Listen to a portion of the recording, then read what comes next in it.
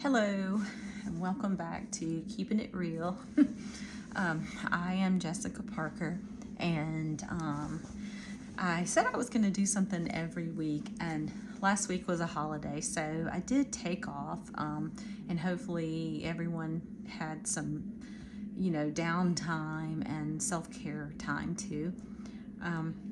I got to thinking about what I was going to talk about for this particular session.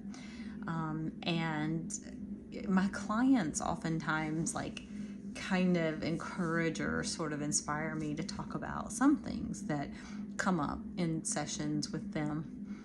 And one of the things, this is a little more serious than some of the things we've discussed so far, but I wanted to kind of piggyback off of what we talked about before with relationships and codependence and dysfunction. And this week I want to talk about being in relationships with folks that are narcissistic, personality disordered. And a lot of people, think, oh, we throw that word around so much, and we do. I think there's something to that. Certainly, we all potentially have some narcissistic traits. I think this could be confused, though, with just insecurity. Narcissistic personality disorder really has more to do with an interruption in development in childhood.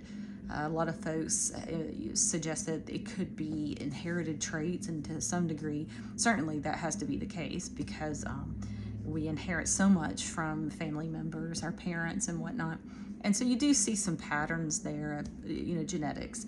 But typically, children, as we're developing, what will happen to someone who does eventually develop narcissistic personality disorder is that there's neglect, abuse, and abandonment from one or two parents or caregivers in childhood. Now, it doesn't have to be extreme, and doesn't mean that you had parents and they paid your bills and fed you and nobody beat you. It's not quite like that. It's more about self-concept. And so if a parent is neglectful, and by that I mean not validating and affirming a child, then the child's defense really is to step in and kind of have the parent voice in their own head that takes over and shields them from hurt and shame. And what'll happen sometimes with that is that to cut off any harm to them, like shame and hurt, they will then develop this personality disorder so that they don't ever have to feel like a failure. They don't feel rejection because they're never being rejected at some point. And then you see this kind of leads to this perfectionism and inability to be wrong. There's also potentially a view of the world that is kind of like I'll get you before you get me. It's a dog-eat-dog world.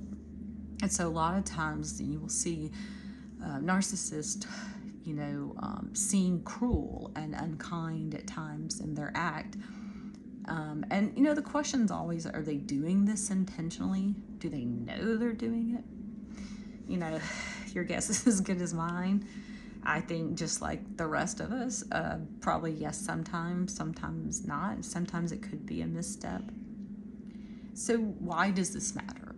The questions are always like, how does this affect me? Or can we even have a relationship with a narcissist? People do, right? I mean, family members, marriages, partners.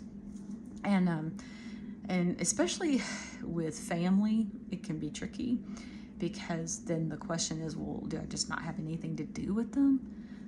Do I, go completely, ghosting or, just completely cut them off? And sometimes that's, the answer is yes. People, might ask themselves, do I divorce them? Well, here's the thing. I like to talk to my clients in terms of abuse. So narcissistic abuse doesn't end with someone stopping some particular behavior. The problem is that if we find ourselves in relationships in adulthood with a narcissist, a lot of the times it's because it's a pattern that's repeating. We might have had a parent or sibling or someone who we were close to growing up who was a narcissist, and therefore we are drawn to folks that have similar characteristics, similar traits and behaviors. And the problem is that if this occurs, and it's not uncommon, then what we know is that, a lot more harm can be done, really, because here's the thing. The person who is the victim, who's been abused, believes what they're told because they have been conditioned and groomed to believe that they're always wrong, that something's wrong with them, because the narcissist can never take responsibility. Because remember, taking responsibility means that they have to admit they're not perfect. They have to admit they're wrong. That's not going to happen, not usually. And so in order to avoid this accountability, and remember, for the narcissist, it is about this kind of fear of being exposed as this imperfect being and not being the smartest person in the room, or not being the most powerful person, because it's about being bigger and better than everybody else, not kinder, not happier even, but just being more successful on some level. And so what that means to the person on the receiving end is that they're always having to essentially agree to be wrong. That's where you hear about things like gaslighting, because, well, you can't be wrong all the time, right? And so the narcissist is going to make sure you at least believe you're wrong all the time. And then they're, kind of roping this back around like to codependence.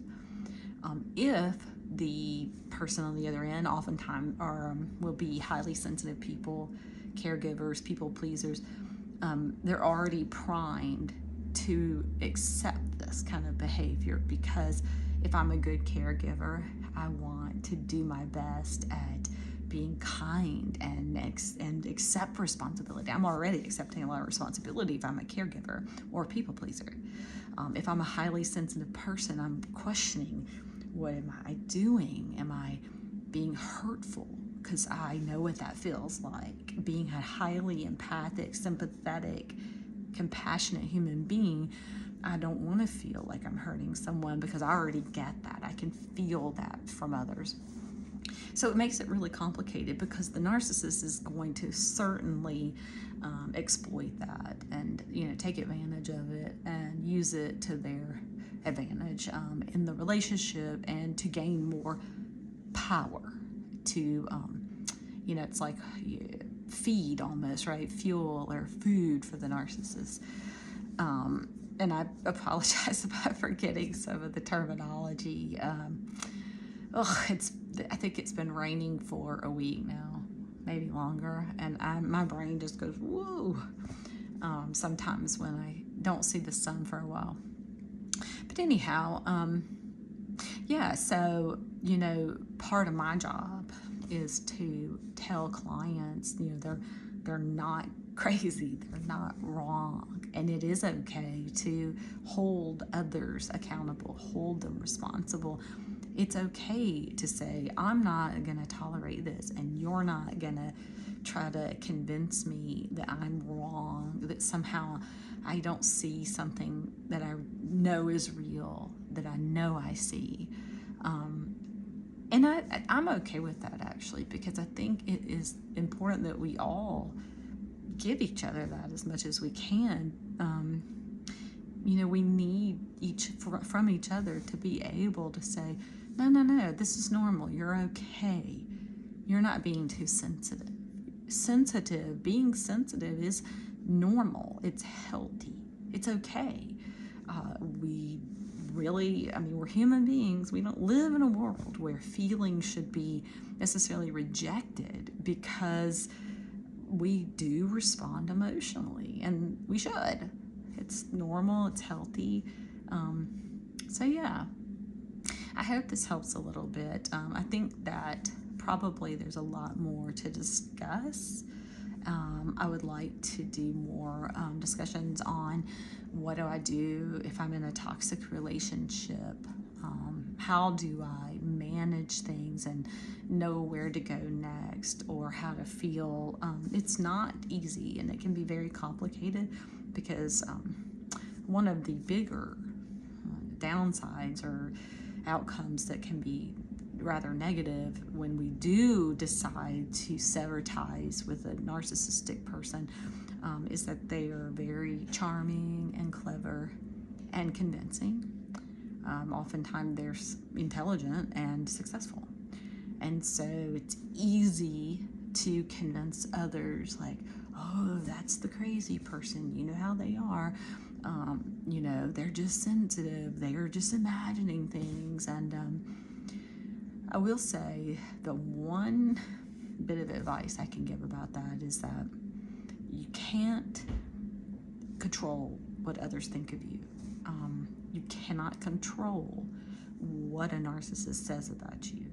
And I think the best way to try to handle it is to keep being an example. Live your life. Let people see the truth. We don't have to convince them. And I mean, I don't know about you, but a lot of talk, it doesn't convince me when people talk to me and say, oh, believe me. I watch the actions of others. And when people have an opportunity to do that, they make up their own minds. And that's a good thing. Yeah. And we should, right? Well, I hope that helps. For today, I will have to sign out. I hope I got another client I'll be talking to. So I hope everybody has a good weekend, and I'll see you back here next week. Bye.